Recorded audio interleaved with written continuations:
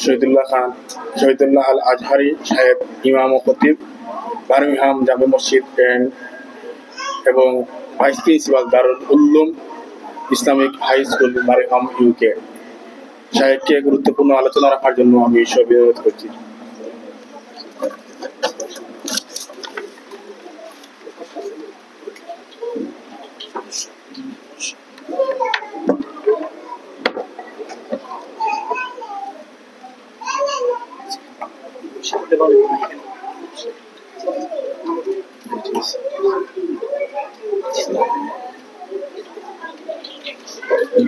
السلام عليكم ورحمة الله وبركاته. بسم الله الرحمن الرحيم. الحمد لله رب العالمين، والصلاة والسلام على سيد المرسلين وعلى آله وأصحابه أجمعين. أما بعد، قال الله تبارك وتعالى في كلامه المجيد: أعوذ بالله من الشيطان الرجيم. بسم الله الرحمن الرحيم. يا أيها الذين آمنوا قوا أنفسكم وأهليكم نارا وقودها الناس والحجارة عليها ملائكة غلاظ شداد لا يعصون الله ما أمرهم ويفعلون ما يؤمرون. Barcelona কেন্দ্রীয় জামে মসজিদ এবং এর শিক্ষা প্রতিষ্ঠান কর্তৃক আয়োজিত আজকের এই অভিভাবক সমাবেশে উপস্থিত প্রিয় ভাই ও বোনেরা, আপনাদের সকলকে আজকের এই প্রোগ্রামে স্বাগত জানাচ্ছি। আমি আল্লাহর কাছে শুকরিয়া জ্ঞাপন করছি যে মহান রব্বুল আলামিন আমাকে আপনাদের সাথে দাঁড়িয়ে মত বিনিময় করার, কিছু কথা বলার সুযোগ দিয়েছেন, সেজন্য শুকরিয়া আদায় করে পড়ছি আলহামদুলিল্লাহ। আমার পূর্বে যারা বক্তব্য রেখেছেন, আমাদের মাওলানা মাসুম ভাই এবং জাহাঙ্গীর ভাই, ওনাদের কথার পরে কিন্তু আর খুব বেশি কথা বাকি নেই। আমরা অনেক কিছু আলহামদুলিল্লাহ বুঝতে পেরেছি। আমাদের বেশি যেটা দরকার সেটা হচ্ছে পরিকল্পনা করা, সেই পরিকল্পনা অনুযায়ী কাজ করা। গতকালকে আপনাদের এই মসজিদে আমি 3টা প্রোগ্রাম উপস্থিত থেকেছি এবং কথা বলেছি। এর মধ্যে যুবকদের সাথে একটা প্রোগ্রাম হয়েছিল, ইউথদের সাথে, সেখানে একটা কথা উল্লেখ করেছিলাম, সেটা আপনাদের সাথে আবার উল্লেখ করতে চাই। সোশ্যাল সায়েন্টিস্ট, সমাজ বিজ্ঞানীরা বলেন যে যখন কোনো দেশে কিছু সংখ্যালঘু তারা সেখানে যায়, তখন সংখ্যালঘুরা 3টে জিনিস হারায়। আমরা এই দেশে কি সংখ্যালঘু না সংখ্যাগুরু? সংখ্যালঘু, ঠিক আছে। আমাদের ভবিষ্যতে আমরা 3টে জিনিস হারানোর ভয় আছে। এর মধ্যে 1 নম্বর হচ্ছে আমাদের সন্তান সন্ততিরা এবং ফিউচার জেনারেশন, তারা তাদের বাংলাদেশি যে কালচার, সংস্কৃতি এবং মুসলমানদের যে সংস্কৃতি, সেই সংস্কৃতি হারিয়ে ফেলবে। 1 নম্বর হচ্ছে এই মাইনরিটি সংখ্যালঘুরা কোথাও গেলে যেই দেশে তারা যায়, যেই দেশে তারা বসবাস করে, ওই দেশের কৃষ্টি কালচারের কারণে তাদের আগের যে কৃষ্টি কালচার, এগুলো তারা হারিয়ে ফেলে। আপনি দেখবেন যে বাংলাদেশে আমরা যারা বড় হয়েছি, আমরা এরকম অনেক ছোট ছোট সাংস্কৃতিক জিনিস যেগুলো আমরা উপভোগ করতাম, আমাদের সন্তানেরা সেগুলো আর মনেই করে না, ভালোবাসে না, এবং তারা সেগুলো নিয়ে কি কোনো চিন্তাই করে না। মনে করেন, আপনি যদি এখনো বাংলাদেশে যান শীতের সময়ে, আপনি চাইবেন যে খেজুরের গাছ থেকে একটা হাড়ির মধ্যে রস পড়বে আর আপনি সেটা দিয়ে রসের একটা পায়েস বানিয়ে খাবেন, কিন্তু আপনার সন্তান এটার দিকে তাকাবেই। আপনি যতই বলবেন যে একটু খাও, সে খাবে না, তার কাছে এটা কোনো আবেদনই নেই। তাহলে এইরকম ভাবে এই দেশে তারা যখন বড় হবে, তারা আগের সমস্ত সংস্কৃতিকে হারিয়ে ফেলবে। 1 নম্বর। 2 নম্বর হচ্ছে সমাজবিজ্ঞানীগণ বলছেন যে মাইনরিটি যখন আসে তখন তারা দ্বিতীয় যেটা হারায় সেটা হচ্ছে তাদের ভাষা। অর্থাৎ আমাদের সন্তানেরা এই দেশে যারা বড় হচ্ছে, আপনারা যারা এখন আমরা কোলে করে যাদেরকে নিয়ে বসে আছি, এরা ভবিষ্যতে আর সিলেটের ভাষায় কথা বলবে না, এরা ভবিষ্যতে আর নোয়াখালীর ভাষায় কথা বলবে না, এরা সবাই স্প্যানিশ ভাষায় কথা বলবে। ইতিমধ্যে দেখবেন যে এরা অলরেডি ভাষা হারিয়ে ফেলেছে, আর সামনে এটা আরো শতভাগ হারাবে। তাহলে এটা হচ্ছে 2 নাম্বার। 3 নাম্বার তারা যেটা হারায় সেটা হচ্ছে তাদের ধর্ম, রিলিজন। ঠিক আছে, মাইনরিটি মেজরিটি দেশে আসলে তাদের ধর্মে ধর্মান্তরিত হয়ে যায়। তাহলে এখন আমাদেরকে সিদ্ধান্ত নিতে হবে, অভিভাবক হিসেবে, একজন সচেতন মুসলিম হিসেবে আমাদেরকে সিদ্ধান্ত নিতে হবে যে আমাদের বাচ্চারা বাংলাদেশের সংস্কৃতি হারিয়ে ফেলুক, তাতে কোনো সমস্যা নেই। আমাদের বাচ্চারা সিলেটি ভাষায়, বাংলা ভাষায়, নোয়াখালীর ভাষায় কথা না বলুক, তাদের কোনো সমস্যা নেই। এই দুটো তারা হারিয়ে ফেলতে পারে, কোনো সমস্যা নেই, কিন্তু তারা কখনোই যেন কোনোভাবে তাদের ধর্ম না হারায়, এটা আমাদেরকে নিশ্চিত করতে হবে। ঠিক আছে, এটা আমাদেরকে নিশ্চিত করতে হবে, কারণ ভাষা কোনো বিষয় না, বাংলাদেশের সংস্কৃতি কোনো বিষয় না, বিষয় হচ্ছে দিন।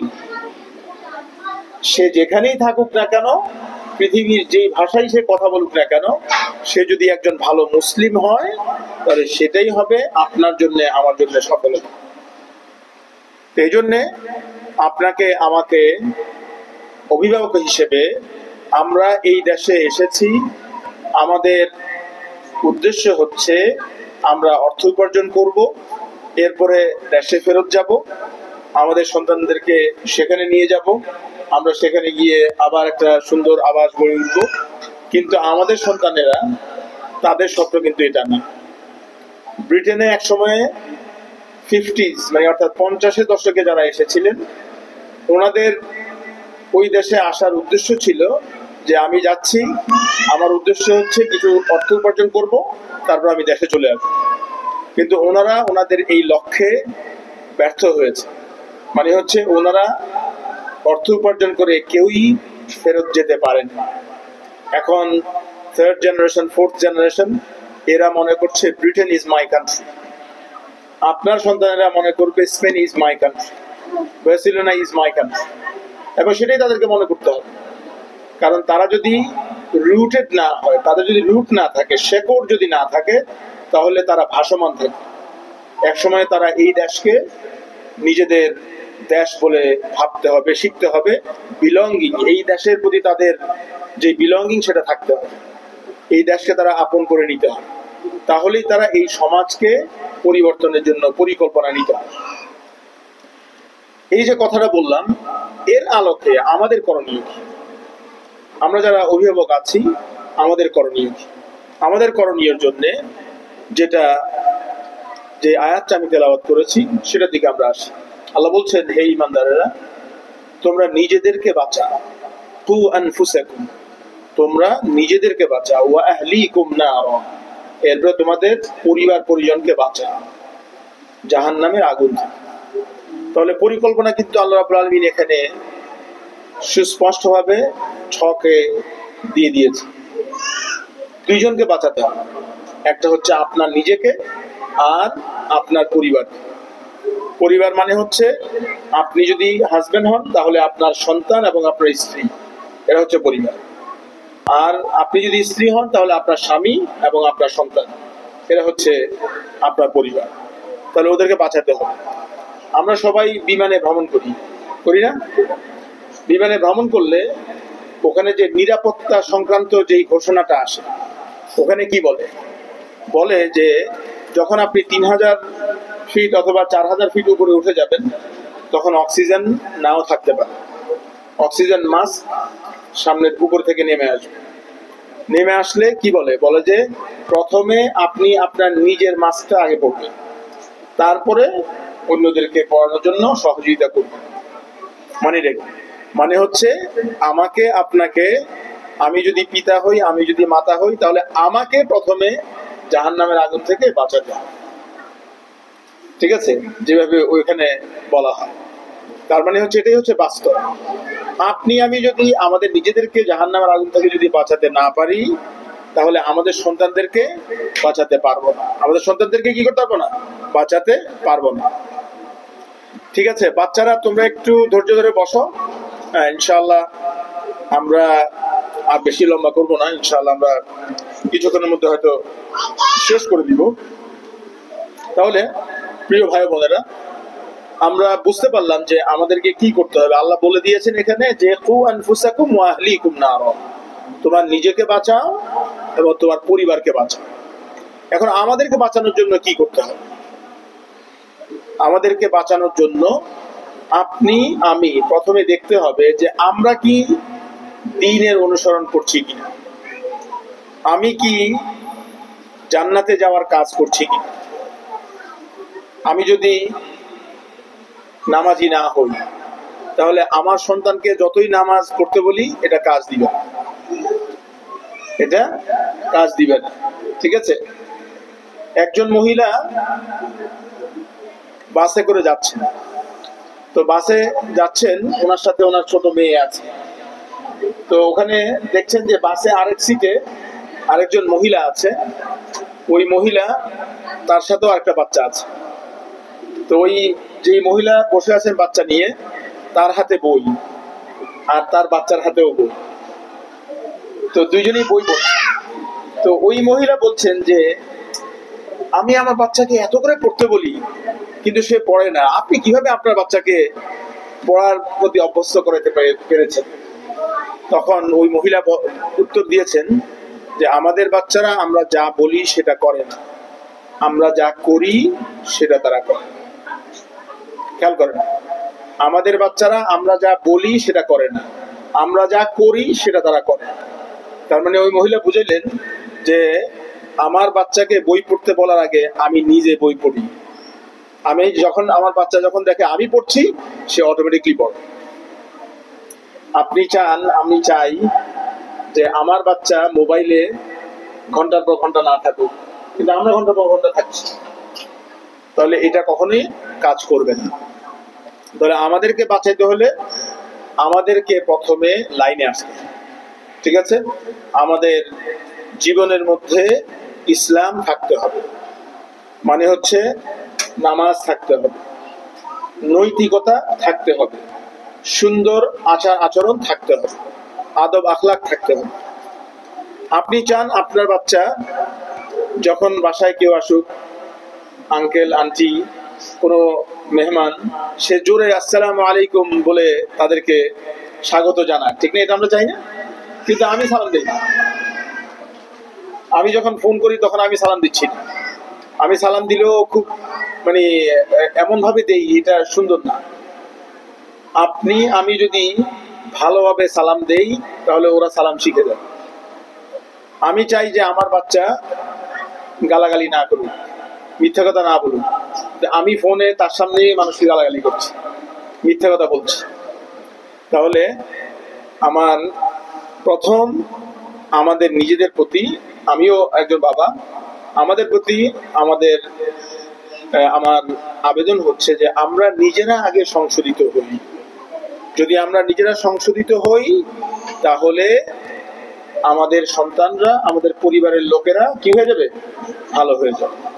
এটাই আল্লাহ রাব্বুল আলামিনের ঘোষণা। তিনি কি বলছেন? লিমা তাকুলুনা মা লা তাফআলুন, তোমরা কেন ওই কথা বলো যেটা তোমরা করো না। কাবুরা মাকতান ইনদাল্লাহি আন তাকুলু মা লা তাফআলুন, এটা কি অত্যন্ত বড় অপরাধ নয় যে তোমরা যেটা বলবা সেটা করবা না? তাহলে আমি যদি চাই আমার সন্তান ভালো হোক, তাহলে আমাকে আগে ভালো হতে হবে।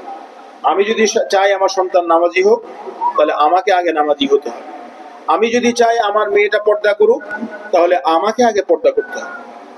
আমি যদি চাই আমার মেয়ে ইসলাম ফলো করুক, তাহলে আমাকে ইসলাম ফলো করতে হবে। আমি যদি চাই আমার মেয়েটা একটা সুন্দর জীবন পাক, আমি কি আমার স্বামীকে নিয়ে একটা সুন্দর জীবন উপহার দিতে পেরেছি? আমি যদি চাই আমার সন্তান, আমার ছেলে তার ভবিষ্যৎ স্ত্রীকে নিয়ে সুন্দর একটা জীবন গঠন করুক, পরিবার গঠন করুক, আমি কি সেরকম একটা পরিবার উপহার দিতে পেরেছি? যদি সেটা না পারি তাহলে এটা আমাদের ব্যর্থতা। তাহলে আমাদেরকে ভবিষ্যৎ পরিকল্পনার অংশ হিসেবে নিজেদেরকে আগে ভালো হতে হবে। তাহলে অভিভাবকদের প্রতি আমার প্রথম এবং যে কথাটা আমি বলতে চাই সেটা হচ্ছে যে আসুন আমরা নিজেরা আগে ভালো হই, আমরা নিজেরা কি আগে ভালো হই। সেজন্য আপনার জীবনের মধ্যে আল্লাহর সাথে সম্পর্ক নিবিড় হতে হবে। আল্লাহর সাথে সম্পর্ক নিবিড় হওয়া মানে হচ্ছে যে আপনার আমার জীবনের কেন্দ্রবিন্দু আল্লাহ হতে হবে, ইসলাম হতে হবে। আমি সকল কাজে ইসলামকে প্রাধান্য দেব, নৈতিকতাকে প্রাধান্য দেব। আল্লাহর কাছে আমি গভীর রাতে উঠে কান্নাকাটি করব এবং আমার এই সন্তানদের জন্য আমি দোয়া করব, তাদের জন্য কাজ করব। এটা যদি আমরা করতে পারি তাহলে আল্লাহ রাব্বুল আলামিন আমাদের জন্য অবশ্যই বড় ধরনের পুরস্কার রেখেছে।